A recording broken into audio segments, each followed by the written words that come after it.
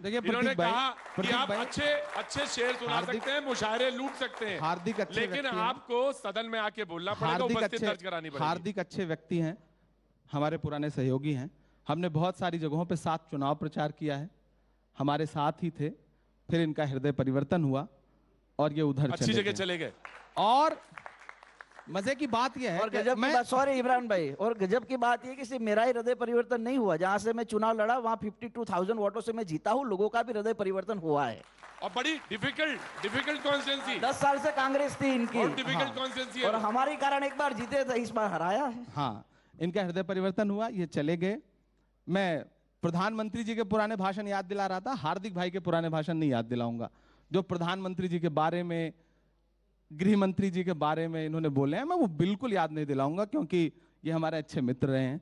लेकिन अगर जवानी के जोश में हम समाज के हितों के लिए लड़ते हैं तो स्वाभाविक है कि प्यार से तो आंदोलन होते मैं नहीं अगर है। आप हार्दिक भाई से पूछूं, मैं अगर आप हार्दिक भाई से पूछूं कि समाज का वही हित अब कहां चला गया, ये आपसे कह रहे हैं कि आप जोश में मत आइए, अगर मत खोइए। पाटीदार समुदाय के कितने बच्चे अगर मारे गए तो उनके इंसाफ की बातें जो हार्दिक हमारा भाई करता था, जिस जोश जज्बे के साथ, कि जिस पर राजद्रोह तक लगा दिया था भारतीय जनता पार्टी ने, आज हमारा हार्दिक भाई चुप है। मैं कोई सवाल नहीं खड़ा करूंगा। हम संसद में जो व्हाट्सएप देखा है, किसी ने भेजा है कि ये सवाल पूछ लीजिए। नहीं, मैं तो इसको ये शेरो शायरी की जुबान पे कहा जाता है किताब के ऊपर किताब रखना। मैंने किताब के ऊपर किताब रखी है। मैंने कहा कि आप जो तीखे तेवर थे वो आपके, मेरे ऊपर वाले की इतनी मेहर है कि मुझे व्हाट्सएप यूनिवर्सिटी से ज्ञान प्राप्त करने की कोई आवश्यकता नहीं है, और मैं व्हाट्सएप यूनिवर्सिटी ज्ञान प्राप्त करके नहीं बोल रहा हूं।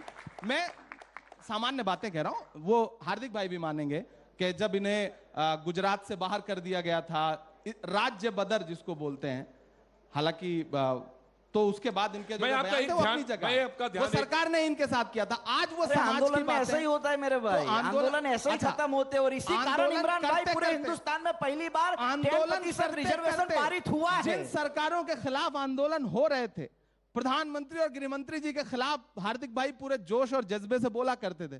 फिर एक दिन ऐसा हृदय परिवर्तन हुआ कि आज नरेंद्र मोदी चालीसा पढ़ने के अलावा कुछ नहीं। मैं आपके ऐसे ही एक हृदय परिवर्तन वाले को बताते हैं। वो आजकल सीएम है असम के, और उन्होंने कहा कि मदरसे बंद कर देने चाहिए। हाँ, तो आपका नजरिया? हाँ, नहीं, उन्होंने कहा, मैंने सुना है। ठीक कहा, मैंने सुना है। तो आप ही क्या सारे लोगों का हृदय परिवर्तन क्यों होता है? वो तो लोगों का घर भी उजाड़ रहे हैं, उन्हें मदरसे भी बंद कर देना है, उन्हें किसी की भी संविधान में जो कुछ लिखा है उसको मानना ही नहीं। बात फिर वहीं आ जाती है की शपथ लेके वो बाबा साहब भीमराव अंबेडकर जी ने जो संविधान की एक पवित्र किताब लिखी है, उसमें दर्ज जो एक एक शब्द हैं, उसे मानना है या नहीं मानना है? नहीं मानना है तो सब कुछ बंद कर दीजिए, सब तोड़ दीजिए, सब मिट्टी में मिला दीजिए। कौन रोक सकता है? कौन मिट्टी में मिला रहा है? सकता है? कौन रोक सकता है? उन्होंने कहा कि कौन रोक सकता है आपको? आपके हाथ में ताकत आ गई है, सत्ता आपके हाथ में है, सब बंद कर दीजिए। हार्दिक भाई, देखिए, संविधान को लेकर इतनी जल्दी सब लोग, संविधान को सब लोग मानते हैं। देश के प्रधानमंत्री नरेंद्र भाई जब गुजरात के मुख्यमंत्री हुआ करते थे, तो देश में पहली संविधान यात्रा अगर किसी ने निकाली है तो नरेंद्र भाई मोदी साहब ने गुजरात के मुख्यमंत्री के तौर पर सुरेंद्रनगर जिले से निकाली गई थी। देखिए, ये जब प्रतीक भाई, मैं हार्दिक भाई को चिंता में आ जाते हैं, 1 मिनट के लिए रोकूंगा।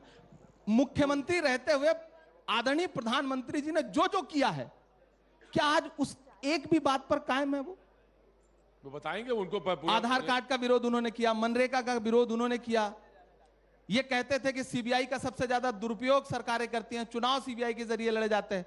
आज प्रधानमंत्री जी सुनने को तैयार नहीं। ऐसी चुप्पी ओढ़ ली है उन्होंने कि अडानी के मुद्दे पे एक शब्द संसद में आके बोलते आपकी तो एक ही जगह सुई जाके अटक गई है। मैंने कहा कि जब लोग ये चिंता में आ जाते हैं और उनके पास कोई मुद्दा नहीं बचता, तब वो लगातार प्रधानमंत्री जी के खिलाफ बोलते रहते हैं। संविधान की बात आ जाती है, अडानी जी की बात आ जाती है। देखिए, आज मैं भारतीय जनता पार्टी का एक विधायक होने के बाद भी ये मैं बोलता हूँ कि हम इस देश के भीतर उद्योगपतियों को मजबूत करना चाहते हैं, लेकिन विनाश के नाम पे नहीं। इस देश में भी उद्योगपति है, उनके तरीके से वो मजबूती से आगे बढ़े हैं, और ये हर जगह ये कहते हैं कि नरेंद्र भाई आए तो उसके बाद ही वो सक्षम और मजबूत हुए, तो उससे पहले वो नहीं थे क्या? यही तो मैं कहना चाहता हूं कि नरेंद्र मोदी आप जी पहले इतनी देश चिंता नहीं क्यों था क्या? करते हैं? उनके प्रधानमंत्री बनने से पहले देश नहीं था क्या? तब जाकर के विदेश में कहने की क्या आवश्यकता है कि भारत तो सपेरों का देश था? आज क्या नारा है? राहुल गांधी माफी मांगो।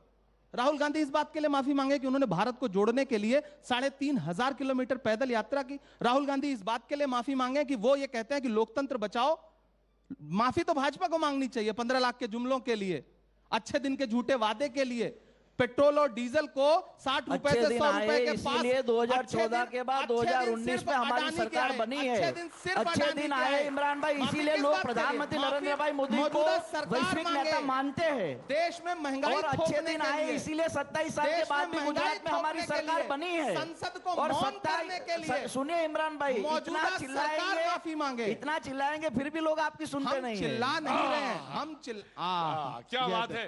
और ये सवाल यही है कि वो राजस्थान में जब लगे संयंत्र तो ठीक है, राजस्थान में तो लगे संयंत्र तो ठीक है, लेकिन आप यहां सवाल जरूर पूछें। नहीं,